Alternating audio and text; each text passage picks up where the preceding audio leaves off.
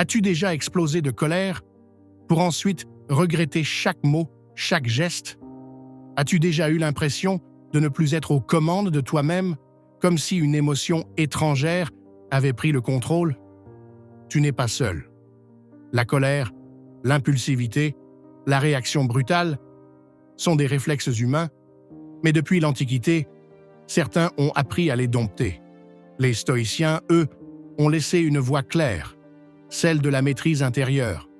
Aujourd'hui, on explore ensemble comment tu peux, toi aussi, reprogrammer tes réactions pour ne plus être esclave de tes émotions. Premier, ce ne sont pas les choses qui nous troublent, mais notre jugement sur elles. Épictète, philosophe stoïcien et ancien esclave, nous a transmis cette idée centrale: ce ne sont pas les événements eux-mêmes qui nous troublent, mais l'opinion que nous en avons. C'est une révolution silencieuse. Ce n'est pas l'insulte qui blesse, c'est le sens que tu lui donnes. Ce n'est pas l'échec qui te détruit, c'est l'idée que tu devrais toujours réussir. Ce n'est pas la trahison en elle-même, c'est ta croyance que l'autre n'aurait jamais pu te décevoir. Autrement dit, si tu reprends la main sur ton interprétation, tu reprends la main sur ta paix intérieure. 2. Reprendre le contrôle commence par faire une pause.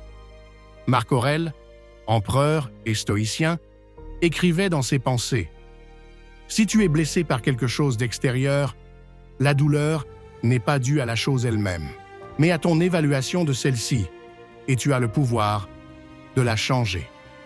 C'est une invitation à créer une micro-distanciation entre stimulus et réponse. Un collègue t'agresse, un commentaire te pique. Avant de répondre, respire.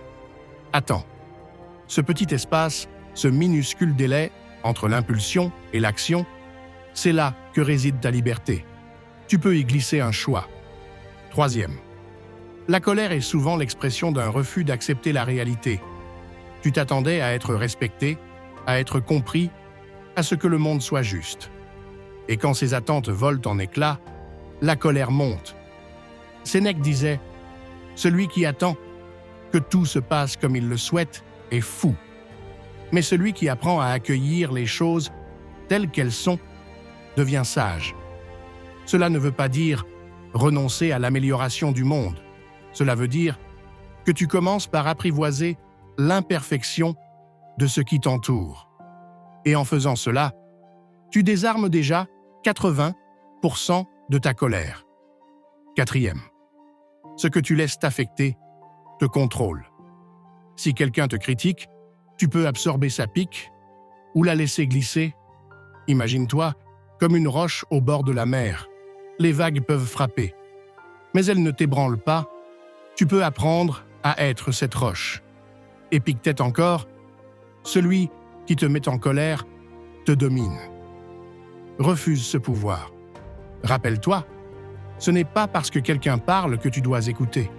Ce n'est pas parce que quelqu'un provoque que tu dois mordre à l'hameçon.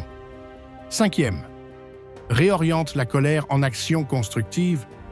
La colère est une énergie. Si tu l'enfouis, elle t'empoisonne. Si tu l'exploses, elle détruit. Mais si tu la transformes, elle peut servir. L'indignation peut devenir un moteur d'action. Les plus grandes avancées sociales ne sont pas nées du confort, mais d'une colère canalisée. Un exemple? Nelson Mandela, 27 ans de prison. Il aurait pu laisser la colère le consumer. Il en a fait un levier de paix et de reconstruction. Et toi, quelle cause mériterait ta colère, mais transformée en engagement? 6. Le pardon n'est pas un cadeau à l'autre, c'est une libération pour toi. La rancune, c'est comme boire du poison, en espérant que l'autre tombe malade. Le pardon stoïcien n'est pas naïf, il ne nie pas l'offense, il dit simplement: « Je refuse de m'attacher à ce qui m'affaiblit. Je coupe le lien toxique. » C'est un choix de puissance, pas de faiblesse. 7. L'indifférence stratégique. Apprendre à choisir ses batailles. Marc Aurèle le répétait: « Tu as pouvoir sur ton esprit, pas sur les événements. » Alors, pourquoi donner ton énergie à chaque détail insignifiant? Pourquoi te laisser voler ta paix par une remarque mal placée, une critique inutile, un commentaire anonyme? Tout ne mérite pas une réaction. Tout ne mérite pas ton attention. Ton énergie est précieuse. Protège-la. 8. La maîtrise émotionnelle est un entraînement, pas un miracle. Personne ne devient stoïcien du jour au lendemain. C'est un art, une discipline. Comme la musique, comme le sport. Tu tomberas encore. Tu réagiras trop vite parfois. Tu regretteras. Mais chaque prise de conscience est un pas vers la maîtrise. Tu deviendras plus solide, plus lucide, et un jour, ce qui t'aurait fait exploser te laissera simplement sourire. Conclusion. La colère n'est pas ton ennemi. Elle est un signal. Elle te montre où sont encore tes attachements, tes attentes, tes illusions. Mais tu n'es pas condamné à la subir. Tu peux la comprendre, l'apprivoiser et t'en libérer. Parce qu'au fond, ce que tu cherches, ce n'est pas d'avoir toujours raison, ni de faire peur.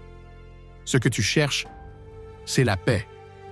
Et cette paix-là, elle est en toi, à toi maintenant de la cultiver.